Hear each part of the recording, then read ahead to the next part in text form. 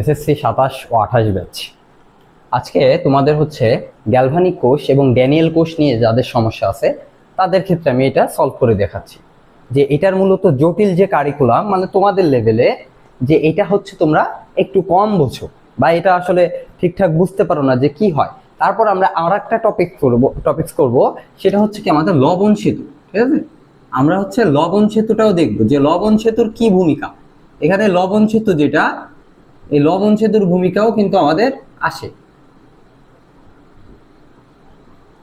লবণ সেতু কি কাজ করতেছে এখানে, এর কি ভূমিকা, এবং গ্যালভানিক কোষ কিভাবে কাজ করে অথবা ড্যানিয়েল কোষ কিভাবে কাজ করে, আমরা আজকে সেটা দেখব। তাহলে দেখো, এই কোষের ভিতরে আমাদের মূলত ড্যানিয়েল কোষ অথবা গ্যালভানিক কোষে এরকম দুইটা পাত্র থাকে, এবং সেই পাত্রের ভিতরে কি থাকে, একটা লবণ জাতীয় কিছু থাকবে। অর্থাৎ যেমন মনে করো এই যে জিঙ্ক সালফেট এবং এখানে কপার সালফেট, অর্থাৎ যে দণ্ডটা এখানে একটা তড়িৎদ্বার হিসেবে কাজ করে। এই যে আমরা এখানে দেখো এখানে একটা তড়িৎদ্বার দেওয়ার চেষ্টা করছি, এই যে এইটা হচ্ছে আমাদের সেই তড়িৎদ্বার। হ্যাঁ, এটা মূলত আমাদের সেই তড়িৎদ্বার।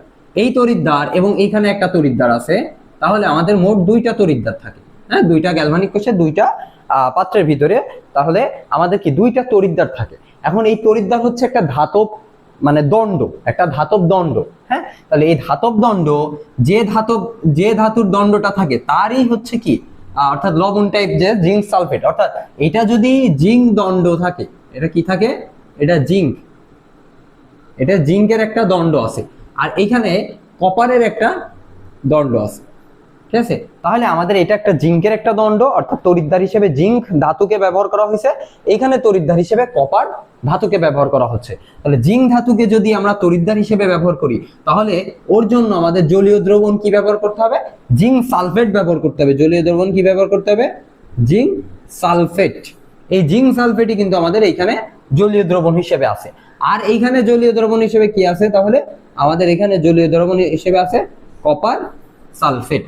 তাহলে এই জিঙ্ক সালফেট এখানে যখন জলীয় দ্রবণ হিসেবে দ্রবীভূত হওয়ার অবস্থায় আছে, তাহলে এই যখন পানিতে বা দ্রবীভূত অবস্থায় এখানে থাকবে, জলীয় দ্রবণ বলতেছে, তাহলে এই জিঙ্ক আলাদা হয়ে যাবে এবং সালফেট আলাদা হয়ে যাবে। এখানেও সেম, কপার আলাদা হয়ে যাবে, সালফেট আলাদা হয়ে যাবে। তাহলে এটা যখন জলীয় দ্রবণেই হয়, তখন এই জিঙ্ক আলাদা হয়ে জিঙ্ক 2+ আসে। যেহেতু এই জিঙ্কের যোজনী সালফেটের পার কাছে ছিল, সালফেটের যোজনী জিঙ্কের পার কাছে ছিল, তাহলে এই জিঙ্কের যোজনী এখন তো মনে করো ওরা তো একসাথে যৌগ গঠন করে নাই, তাহলে এখন আলাদা আলাদা যখন জলীয় দ্রবণে, তখন ওই যার যোজনী তার মাথার পরে মাথার কাছে চলে আসে। ঠিক আছে, এইভাবে আমাদের এখানে জিঙ্ক 2+ হয়েছে, SO4 2- হয়েছে, এখানেও কপার 2+ হয়েছে এবং SO4 2- হয়েছে। এবার এই তড়িৎদ্বার থেকে আমাদের একটা তার, আমরা একটা কপারের তার অর্থাৎ একটা তামার তার দিয়ে এখানে সংযোগ দেওয়া হয়েছে, একটা তড়িৎদ্বার থেকে আর একটা তড়িৎদ্বারে তামার তার দিয়ে সংযোগ দেওয়া হয়েছে। এবং কি হচ্ছে, এখানে একটা আমাদের বাল্ব রাখা হয়েছে। ঠিক আছে, এখানে একটা বাল্ব রাখা হচ্ছে। আর কি হচ্ছে, দেখো এখানে একটা লবণ সেতু ব্যবহার করেছে, এই যে এইটাই কিন্তু সেই লবণ সেতু। হ্যাঁ, এখন আমরা এখানে একটু পরে আমরা গ্যালভানিক কোষটাকে বোঝানোর পরে আমি তোমাদের লবণ সেতুটা বুঝাই দেবো যে লবণ সেতুটা এখানে কি কাজ করতেছে, মানে লবণ সেতু কেন আমাদের দিতে হবে গ্যালভানিক কোষে। আচ্ছা, এই ক্ষেত্রে তাহলে এবার দেখো এই যে এই তড়িৎদ্বার যে জিঙ্ক আছে, এই জিঙ্ক তড়িৎদ্বার কি করবে, এই জিঙ্ক সবসময় চায় ইলেকট্রন মুক্ত করতে, অর্থাৎ ইলেকট্রন ছাড়তে। অর্থাৎ জিঙ্ক চাবে, আমাদের জিঙ্ক হচ্ছে কি চাবে, জিঙ্ক এখানে অ্যানোড হিসেবে কাজ করবে। কি হিসেবে কাজ করবে, অ্যানোড হিসেবে কাজ করে।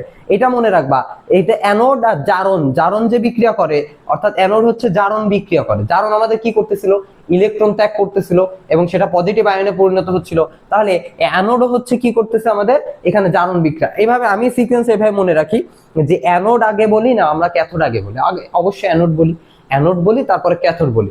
আর আগে আমরা জারণ বলি না বিজারণ বলি, আগে জারণ বলি এবং বিজারণ বলি। তাহলে এইভাবে মনে রাখবা যে অ্যানোড হবে জারণে, মানে অ্যানোডে হবে কি জারণ বিক্রিয়া, আর ক্যাথোডে হবে কি বিজারণ বিক্রিয়া। তাহলে আমাদের হচ্ছে কি অ্যানোড, হ্যাঁ, অ্যানোড হিসেবে কাজ করতেছে আমাদের, অ্যানোড হিসেবে কাজ করবে হচ্ছে জিঙ্ক। এখন অ্যানোড জিঙ্ক কি কাজ করবে, যেহেতু এখানে কি হবে, অ্যানোডের ক্ষেত্রে আমাদের জারণ বিক্রিয়া হবে, অর্থাৎ জিঙ্ক এই ধাতুটা এই দুইটা ইলেকট্রন করে কি করবে, ও মুক্ত করবে, অর্থাৎ দুইটা ইলেকট্রন ত্যাগ করে এখানে কি হবে, জিঙ্ক 2+। ঠিক আছে, এখানে জিঙ্ক কি হচ্ছে 2+ পরিণত হচ্ছে। আমাদের জিঙ্ক কি চায়, দুইটা ইলেকট্রন মুক্ত করতে চায়। হ্যাঁ, ওর অতিরিক্ত ইলেকট্রন ও ইলেকট্রন মুক্ত করে এখানে জিঙ্ক 2+ হচ্ছে।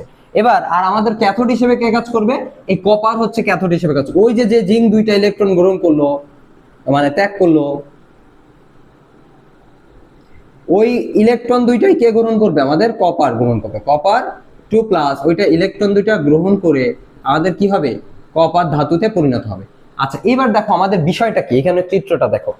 আমরা এই যে এখানে একটা মানে জিঙ্ক দণ্ড আছে মানে তড়িৎদ্বার, এই জিঙ্ক দণ্ড থেকে দুইটা ইলেকট্রন ত্যাগ করবে, করে কি হবে, সে জিঙ্ক 2+ এ পরিণত হবে। তাহলে ওই দুইটা ইলেকট্রন কোথায় যাবে, এই যে এখান থেকে মনে করো এই তারের ভিতর থেকে, এই তারের ভিতর থেকে ইলেকট্রন এখান থেকে যাবে, যায় আমাদের হচ্ছে কি এই তড়িৎদ্বার কাছে আসবে কে, ইলেকট্রন আসতেছে। বাট এই ইলেকট্রন ছাড়ার ফলে, জিঙ্ক যে দুইটা ইলেকট্রন ছাড়ার ফলে কি তৈরি হলো, এখানে জিঙ্ক 2+ পরিণত হলো না। ওই জিঙ্ক 2+ কি হবে বলতো, এই জিঙ্ক 2+ কিন্তু এইখানে এই যে এই তরলের ভিতরে কি মানে মুক্ত হবে। এক কথায় এই দ্রবণটার ভিতরে, এই জায়গায় যে দ্রবণ আছে, এই অর্ধেক পানি অর্থাৎ দ্রবণ আছে, সেই দ্রবণে কি মুক্ত হবে, জিঙ্ক 2+ মুক্ত হবে। তাহলে এই জিঙ্ক 2+ মুক্ত হওয়ার কারণে, আর আগে এখানে জিঙ্ক 2+ ছিল না, এখন এই জিঙ্ক 2+ মুক্ত হচ্ছে বারবার, মনে করো এখানে এই জিঙ্ক 2+ মুক্ত হচ্ছে। তাহলে জিঙ্ক 2+ দুইটা করে ইলেকট্রন ছাড়তেছে, ইলেকট্রন দুইটা এখানে এই তড়িৎদ্বার থেকে এই তড়িৎদ্বারের কাছে চলে যাচ্ছে, এবং সেখানে যে জিঙ্ক 2+ তৈরি হচ্ছে, তাহলে এই জিঙ্ক 2+ এবং জিঙ্ক 2+ মিলে এই জিঙ্ক পজিটিভ সংখ্যা কি, পজিটিভের জিনিস বাড়তেছে কিনা, পজিটিভের পরিমাণ বাড়তেছে। বাট সালফেটের পরিমাণ কি আমাদের বাড়তেছে, সালফেট কিন্তু যা ছিল তাই আছে, সালফেটের পরিমাণ কিন্তু বাড়তেছে। তাহলে এখানে যে পজিটিভের পরিমাণ বাড়তেছে, এখন আমরা এটা পরবর্তীতে বলবো, পজিটিভের যখন পরিমাণ বাড়লো, তাহলে এইখানে কি সাম্যতা করার জন্য আমি কিন্তু একসাথে লবণ সেতুটাও বোঝাই দিচ্ছি। লবণ সেতুর কি কাজ, তাহলে লবণ সেতুর ভিতরে দেখো, লবণ সেতুতে মূলত পটাশিয়াম ক্লোরাইড টাইপ জিনিস ব্যবহার করা হচ্ছে এই লবণ সেতু মনে করো। তাহলে পটাশিয়াম ক্লোরাইড ব্যবহার করলে লবণ সেতু একটা দ্রবণ টাইপ একটা জিনিস, মনে করো এটা জেলির মতো একটা জিনিস। তাহলে এই পটাশিয়াম প্লাস Cl-, হ্যাঁ K+ এবং কি Cl-, এইভাবে এখানে অসংখ্য, এখানে যে চারটা আছে চারটা থাকবে এমন না, অসংখ্য পটাশিয়াম প্লাস এবং Cl- আছে। তাহলে আমাদের এখানে কি হচ্ছিল, এই দ্রবণটার ভিতরে পজিটিভের সংখ্যা বাড়ে যাচ্ছিল।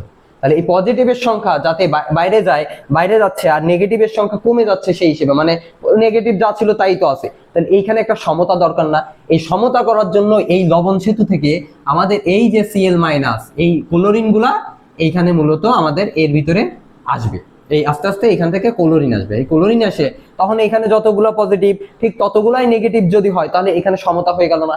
তাহলে এইভাবে মূলত এই বিক্রিয়াটাকে বা এই কোষটাকে সমতা পর্যায়ে রাখার চেষ্টা করে, যাতে কি খুব পজিটিভের পরিমাণ বা খুব নেগেটিভের পরিমাণ যাতে না বাইরে যায়।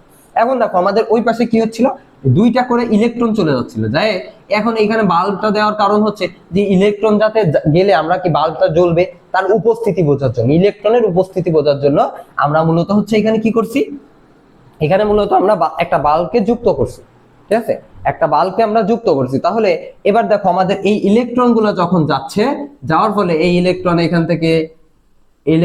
থেকে যায় এই তড়িৎদ্বারের কাছে আসলো, এই তড়িৎদ্বার থেকে আসার পরে, এই তড়িৎদ্বার তো কপার তড়িৎদ্বার, এখন এই কপার তড়িৎদ্বার থেকে আসে ওই ইলেকট্রন দুইটা কি এইখানে মুক্ত হচ্ছে, কি এখানে মুক্ত হচ্ছে, মুক্ত হইলে তখন এই পানির ভিতরে যে দুইটা ইলেকট্রন মুক্ত হইলো, আর এর ভিতর কি আছে, এই যে কপার 2+ আছে না, ওই কপার 2+, ওই দুইটা ইলেকট্রন গ্রহণ করে কি হবে, আমাদের কপার ধাতুতে তৈরি করবে। এই দেখো এই যে সে কপার 2+, ওই দুইটা ইলেকট্রন গ্রহণ করে এই যে কপার ধাতুতে তৈরি করলো। এখন এই কপার ধাতুটা কোথায় যাবে, এই কপার ধাতুটা এই দ্রবণ থেকে, এই যে এখানে তো এই কপার 2+, এই দুইটা ইলেকট্রন গ্রহণ করতেছে, এর সাথে দুইটা ইলেকট্রন গ্রহণ করে কপার ধাতুতে পরিণত হচ্ছে। তখন এই যে কপার তড়িৎদ্বার, এর গায়ে এরকম কপার দণ্ডগুলো আস্তে আস্তে, এই যে যেমন মরিচা পড়লে দেখো না লোহার বাইরে আমাদের মরিচা পড়লে যেমন উঁচু উঁচু হয়ে যায়, এরকম কপার কি এই ধাতুতে এইভাবে আস্তে আস্তে আস্তে আস্তে কি এরপরে পড়বে, পড়ে আস্তে আস্তে এটা জমা হবে। এইভাবে আমাদের এখানে একটা ধাতু আস্তে আস্তে ক্ষয় হইতে থাকবে, এখানে জিঙ্ক ধাতুটার কি এই জিঙ্ক তড়িৎদ্বার আস্তে আস্তে ক্ষয় হতে থাকবে, এবং ক্ষয় হয়ে হয়ে এখানে কপার ধাতুটা কি আস্তে আস্তে জমতে থাকবে, অর্থাৎ কপার ধাতুটা বেশি হবে, ঠিক আছে। তাহলে এই ক্ষেত্রে কি হচ্ছে দেখো, এই যে 2+, কপার 2+ তো দুইটা ইলেকট্রন গ্রহণ করে কপার ধাতুতে পরিণত হয়ে যাচ্ছে, তখন এখানে কি পজিটিভের পরিমাণ কমতেছে না, এই পজিটিভের পরিমাণ কমলে তাহলে কি নেগেটিভের পরিমাণ বাইরে যাচ্ছে, যেখানে পজিটিভের পরিমাণ কমে তখন সেখানে কি হবে, নেগেটিভের পরিমাণ বাড়ে যায়, তখন নেগেটিভের পরিমাণ বাইরে গেলে এইখানে সমতা করার জন্য কি করতে হবে, এখানে নেগেটিভের পরিমাণ যেহেতু বেড়ে যাচ্ছে তাহলে আমাদের পজিটিভ জিনিস আসতে হবে। তাহলে এই পজিটিভ কোথা থেকে আসবে, এই যে এখানে যে লবণ সেতু আছে, এই লবণ সেতুর ভিতরে যে পটাশিয়াম প্লাস K+, যেটা ওই K+ কি এখান থেকে এইভাবে এই এর ভিতরে আসবে, আসলে এই দ্রবণের ভিতরে আসলে কি এটাও সমতা হয়ে যাবে। তাহলে আমরা বুঝতে পারলাম যে এখানে মূলত লবণ সেতু আর গ্যালভানিক কোষটা কিভাবে কাজ করে। গ্যালভানিক কোষে মূলত একটা ধাতু ক্ষয় হয় এবং সেখান থেকে দুইটা ইলেকট্রন যায়, এখানে সেই ইলেকট্রন দুইটাই কপার 2+ গ্রহণ করে, এখানে জিঙ্ক দুইটা ইলেকট্রন ত্যাগ করবে, ইলেকট্রন দুইটা যাবে, যায় এই কপার 2+ এ সেই ইলেকট্রন দুইটা গ্রহণ করে এখানে ধাতুতে পরিণত হবে এবং ধাতুগুলো এখানে জমা হবে। আর হচ্ছে এই লবণ সেতুটা ওই সমতা করার ক্ষেত্রে এই বিক্রিয়াটা অথবা এই কোষটাকে সাম্য অবস্থা বা সমান সমান অবস্থায় রাখার জন্য, যাতে বেশি দিন দীর্ঘস্থায়ী হয়, এই বেশি দিন দীর্ঘস্থায়ী করার জন্যই কি হচ্ছে আমাদের এই লবণ সেতুটা ব্যবহার করা হয়। ঠিক আছে, তাহলে এটা ছিল আমাদের এই। এখন যদি তোমরা কেউ না বোঝো কোনো টপিক, মানে কোনো অংশ যদি না বোঝো, তাহলে অবশ্যই কমেন্টে জানাবা, আমি ইনশাল্লাহ এরপরে তোমাদের এই জিনিসগুলো আবার দরকার হলে আরেকদিন দেখাবো ইনশাল্লাহ। হ্যাঁ, আচ্ছা।